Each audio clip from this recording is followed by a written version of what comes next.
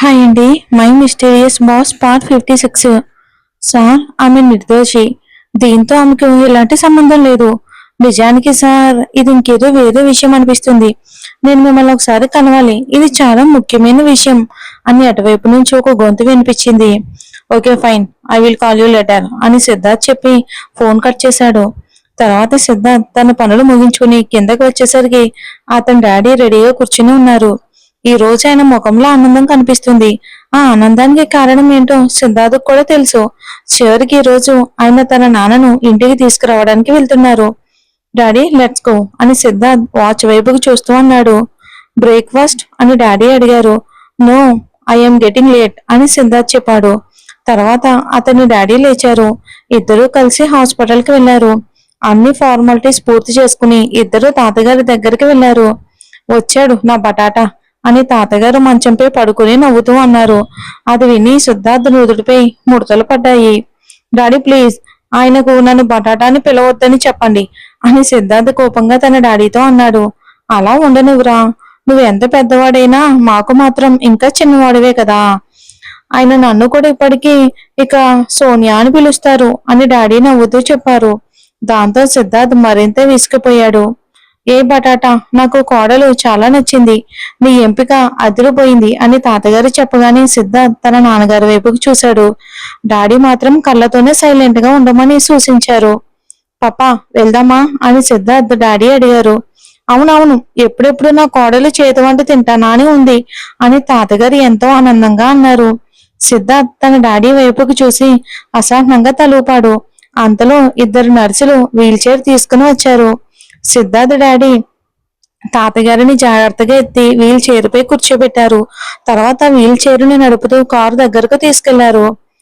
సానియా, అరే కోడలికి నాకేమిష్టమో చెప్పావు కదా, ఇంటికి వెళ్ళగానే మొదట ఆమెనే చూడాలని ఉంది అని తాతగారు అన్నారు. అవును పప్పా, చెప్తాను, కానీ మీరు సూప్ తప్ప ఇంకేమీ తినకూడదని గుర్తుపెట్టుకోండి అని సిద్ధార్థ్ డాడీ అన్నారు. తర్వాత ఆయన కాస్త పక్కకు వచ్చి వెంటనే జాన్వీకి ఫోన్ చేశారు. జాన్వి రెడీగా ఉండు, వచ్చిన వెంటనే ఆయన నిన్నే చూడాలని అనుకుంటున్నారు అని సిద్ధార్థ్ డాడీ చెప్పారు. ఎస్ సార్ అని జాన్వి సమాధానం ఇచ్చింది. ఇకపై నన్ను సారని పిలవద్దు డాడీ, అది మావయ్య అని పిలువు అని సిద్ధార్థ్ డాడీ చెప్పి ఫోన్ కట్ చేశారు. ఇక జాన్వి ఫోన్ పెట్టేసి ఒక్కసారిగా ఆమె కడుపులో భయం మొదలయ్యింది. ఇప్పుడు నిజంగా తనకి పరీక్ష మొదలయ్యింది. ఒకవైపు సిద్ధార్థకి విషయం గురించి ఏమైనా తెలుసా లేదా అనేది ఆమెకు తెలియదు.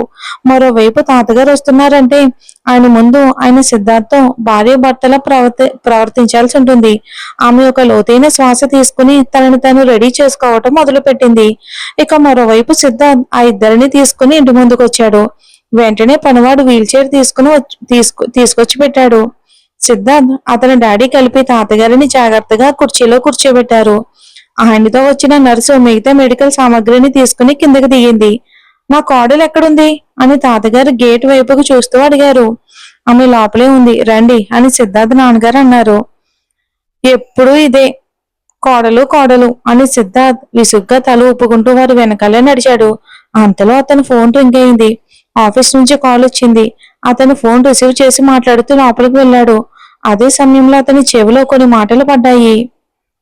జాన్వి, మై డియర్ బటాటా ఇన్ లా, I miss you a lot dear అని అతని తాతగారు గొంతు వినిపించింది. ఆ మాటలు విన్న సిద్ధార్థ్ ఒక్కసారిగా ఆశ్చర్యంతో ఎదురుగా చూశాడు. అతను చూస్తూనే ఉండిపోయాడు. జాన్వి లేత ఆకుపచ్చ రంగు చీరలో ఉంది. దానికి అంచులు ఆరెంజ్ రంగులో ఉన్నాయి. జుట్టును వెనక్కి క్లిప్ తో బిగించి వదిలేసింది. కానీ అన్నిటికంటే ఎక్కువగా అతని దృష్టిని ఆకర్షించింది ఆమె మెడలో వేలాడుతున్న మంగళసూత్రం, నుదుటి పాపిట్లో ఉన్న సున్నితమైన కుంకుమ. సిద్ధార్థ్కు అంత పెద్ద షాక్ తగిలింది. తను ఫోన్లో మాట్లాడుతున్నాననే విషయమే మర్చిపోయాడు. అటువైపు నుంచి హలో హలో సార్ అనే గొంతు వినిపిస్తూనే ఉంది. కానీ సిద్ధార్థ్ మాత్రం అక్కడ లేడు. అతని దృష్టి మొత్తం జాన్వి పైనే ఉంది. ఇక జాన్వి ముందుకు వెళ్లి తాతగారి కాళ్లకు నమస్కారం చేసింది. అది చూసిన మిస్సెస్ భోస్లే మాత్రం ముఖం చిట్లించింది. మై డియర్, నా చేతులు పనిచేస్తుంటే ఇప్పుడే నీ తలపై చేయి పెట్టి ఆశీర్వదించేవాడని అని తాతగారు భావోద్వేగంగా అన్నారు. తాతగారు, మీరు ఇలా మాట్లాడిన మాటలే నాకు మీ ఆశీర్వాదంతో సమానం అని జాన్వి నవ్వుతూ చెప్పింది. నువ్వు చాలా అర్థం చేసుకునే అమ్మాయివి, అచ్చం నీ అమ్మమ్మ గారిలానే ఉన్నావు అని తాతగారు అన్నారు. అది విన్న మిసెస్ భోస్లే తన కోపాన్ని దిగమింగుకుంది. ఇక మరోవైపు సిద్ధార్థ్ ఇంకా జరుగుతున్న నాటకాన్ని చూస్తూనే ఉన్నాడు. ఇప్పుడు అతని కళ్ళల్లో కలగలిసిన భావాలు కనిపిస్తున్నాయి. కోపం, ఆందోళన, ఇంకా ప్రేమ కూడా. సిద్ధార్థ్, అరే లోపలికి రా, బయట ఎందుకు నిలబడ్డావు అని సిద్ధార్థ్ డాడీ బయటకు చూస్తూ అన్నారు. అది విన్న వెంటనే జాన్వి ముఖంపై చిన్న చిరునవ్వు మాయమయ్యింది. ఆమె భయంగా తలుపు వైపుకు చూసింది. అక్కడ సిద్ధార్థ్ నిలబడి ఉన్నాడు, ఆమెని చూస్తూ. అతని చూపు చూసిన క్షణమే ఆమె గుండెల్లో ఏదో తెలియని భయం కలిగింది. వెంటనే ఆమె తల వంచుకుంది భయంతో. డాడీ, నాకు కొంచెం వర్క్ ఉంది, నేను రూమ్ కి వెళ్తున్నాను అని సిద్ధార్థ్ అన్నాడు. ఓకే, ఈ రోజు శనివారం కదా, సాయంత్రం కొంచెం సమయం కేటాయించు, అందరం కలిసి డిన్నర్ చేద్దామని సిద్ధార్థ్ డాడీ అన్నారు. ఓకే ఫైన్ అని చెప్పాడు. అతను వెళ్ళిపోతూ జాన్వి వైపుకు చూశాడు.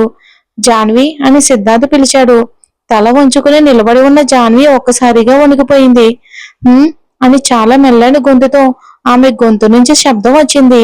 రూమ్ లోకి రా, నీతో కొంచెం మాట్లాడాలి అని సిద్ధార్థ్ అన్నాడు. జాన్వి భయంగా అమ్మో అనుకుంది.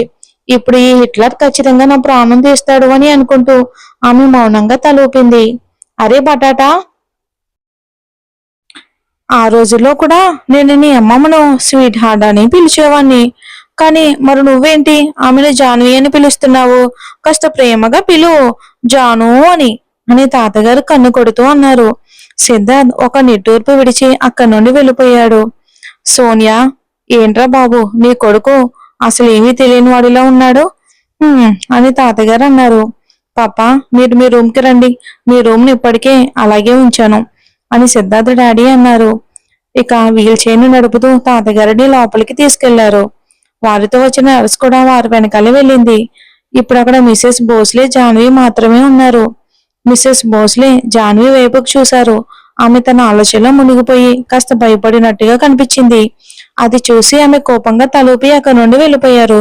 జాన్వి మాత్రం మనసులోనే భయపడిపోయింది. ఎందుకంటే సిద్ధార్థ్ ఆమెను రూమ్ లోకి రమ్మని చెప్పాడు.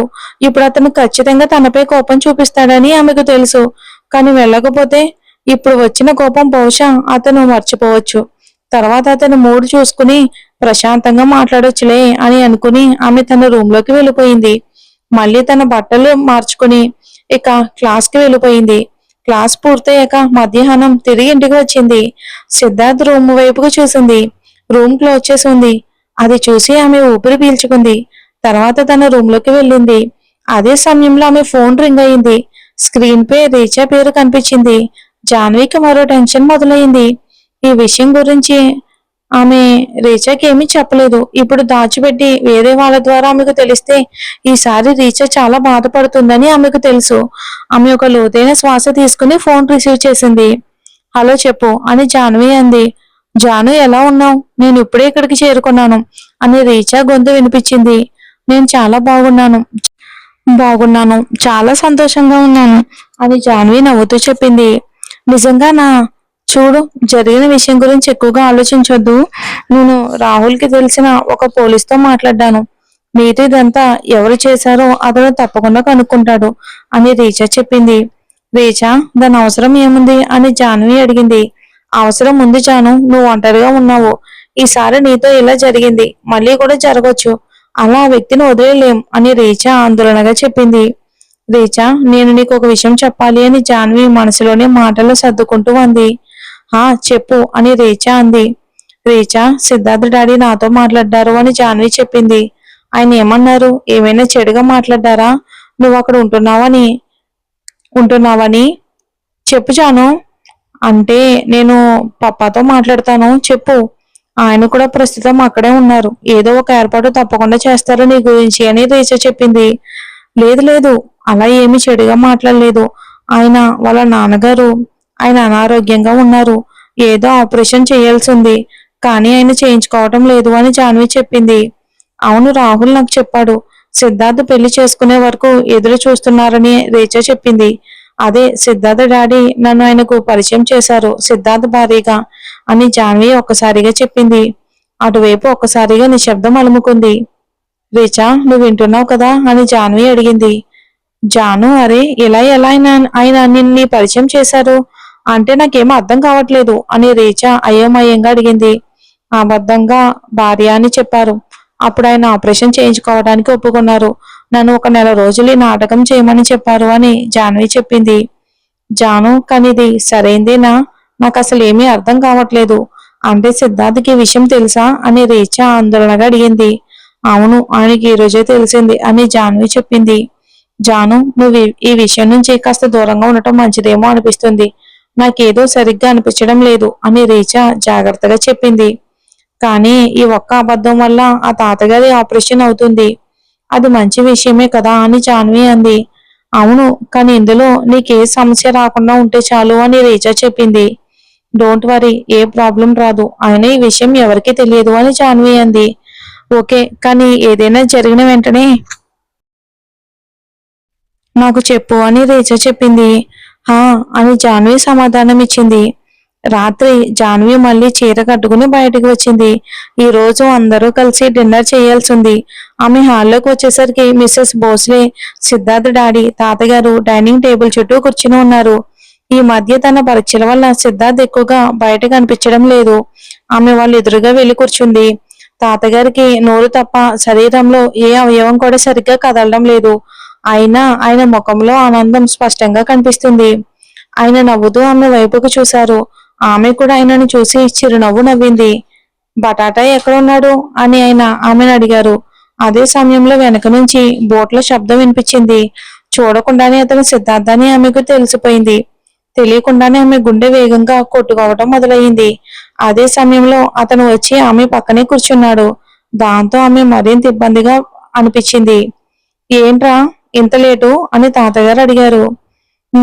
ఐ వాజ్ బిజీ అని సిద్ధార్థ్ ఎలాంటి భావం లేకుండా చెప్పాడు. అతను అంత దగ్గరగా వినిపించిన గొంతు జాన్వి గుండె చప్పుడు ఒకేసారిగా పెంచేసింది. సరే, మీరందరూ భోజనం మొదలు పెట్టండి. నేనేంటి, సెలైన్ మీదే బతికేస్తాను అని తాతగారు నవ్వుతూ అన్నారు. నేను కొంచెం కొంచెంగా మీకు తినిపిస్తాను అని సిద్ధార్థ్ డాడీ చెంచాతో సూప్ తినిపిస్తూ అన్నారు. అందరూ భోజనం చేయడం మొదలుపెట్టారు. కానీ జాన్వికి మాత్రం తినడం కష్టంగా అనిపించింది. మళ్ళీ మళ్ళీ సిద్ధార్థ్ తన పక్కనే ఉండటం ఆమె మనసుకు కలవర పెడుతుంది. కానీ భోజనం పూర్తయ్యే వరకు అతను ఒక్కసారి కూడా ఆమెతో మాట్లాడలేదు. భోజనం పూర్తవగానే అతను నేరుగా అక్కడి నుండి వెళ్ళిపోయాడు. జాన్వి ఊపిరి పీల్చుకుని తాను కూడా తన రూమ్ వైపుకు వెళ్ళింది. కానీ తలుపు తెరవబోతూ ఉండగా తన వెనక ఉన్న తలుపు తెరుచుకున్న శబ్దం వినిపించింది. ఆమె భయంగా వెనక్కి తిరిగి చూసింది. Janhvi, come here, I want talk to you అని సిద్ధార్థ్ తన రూమ్ తలుపు దగ్గర నిలబడి ఆమె వైపుకు చూస్తూ అన్నాడు. ఆమె ముఖంలో ఒక్కసారిగా భయం కనిపించింది.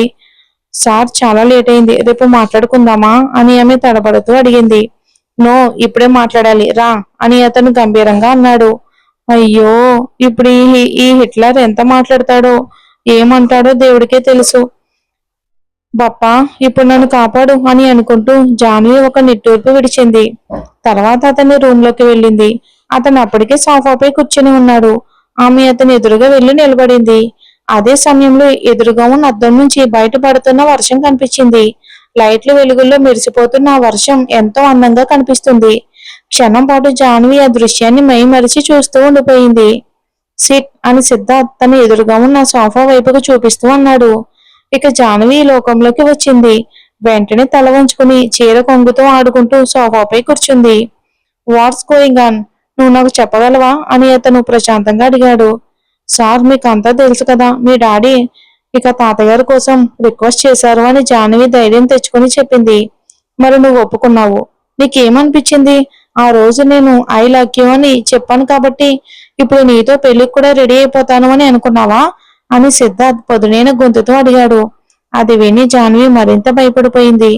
కానీ అదే సమయంలో అతను ఆ రోజు నిజంగానే ఐ లవ్ యూ అని చెప్పాడని గుర్తుకు రావటంతో ఆ పరిస్థితిలో కూడా ఆమె మనసులో చిన్న ఆనందం కలిగింది. నో సార్, మీరు అని ఆమెకు మాటలు దొరకలేదు.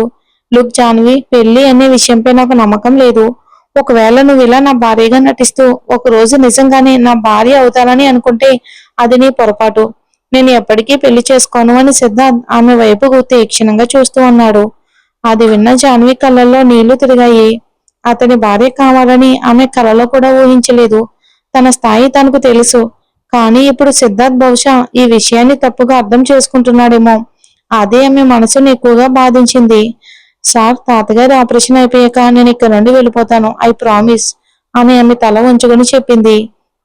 ఈసారి ఆమె గొంతులో ఉన్న బాధ ఎంతుందో ఆమెకు మాత్రమే తెలుసు. ఆమె మాటలు విన్న సిద్ధార్థకు మరింత కోపం వచ్చింది. ఫైన్, అయినా నువ్వు వెళ్లాల్సిందే, ఎందుకంటే నాకు పెళ్లిపై ఎలాంటి ఆసక్తి లేదు అని సిద్ధార్థ కోపంగా అన్నాడు. మీ చెల్లెలతో అలా జరిగింది కాబట్టి మీకు పెళ్లి అంటే ఇష్టం లేదా అని జాన్వి కన్నీళ్లతో అడిగింది. ఎందుకో తెలియదు గాని అతని సమాధానం కోసం ఆమె మనసు ఎదురు చూస్తుంది. That's none of your business అని అతను కఠినంగా అన్నాడు. అది విని ఆమెకు చాలా కోపం వచ్చింది. నా జీవితంలోని ప్రతి విషయం ఇతనికి తెలిసుండాలి, కానీ నేను మాత్రం ఏమీ అడగకూడదు. వెంటనే కోపం ముక్కు మీదకు వచ్చేస్తుంది అని అనుకుంటూ ఆమె తల వంచుకుంది. తన కన్నీళ్ళు అతనికి కనిపించకూడదని. ఒక విషయాన్ని ఎంతవరకు మనసుకు తీసుకోవాలో దానికి కూడా ఒక హద్దు ఉంటుంది. ఎవరి వల్ల ఇదంతా జరిగిందో వారికి శిక్ష ఇవ్వటం సరే, కానీ వారి తల్లికి, వారి ప్రేయసికి, ఇంకా తనకు కూడా శిక్ష విధించుకోవటం ఎందుకు? గతంలో ఎందుకు జీవించాలి? గతంలోనే అని జాన్వి తల వంచుకొని మెల్లగా మాట్లాడుతుంది. సిద్ధార్థ మాత్రం కోపంగా ఆమె వైపుకు చూస్తూనే ఉన్నాడు. How dare you talk to me like this? నువ్వు కేవలం నా ఉద్యోగివి మాత్రమే, అది మర్చిపోకు. ఇలా ఇదంతా నువ్వు కేవలం డబ్బు కోసం చేస్తున్నావని నాకు తెలుసు. నీలాంటి అమ్మాయి నుంచి ఎంతకంటే ఇంకేం ఆశించగలం? జస్ట్ గెట్ అవుట్ అని అతను కోపంతో అన్నాడు. ఆమె అతని వైపుకు చూసింది.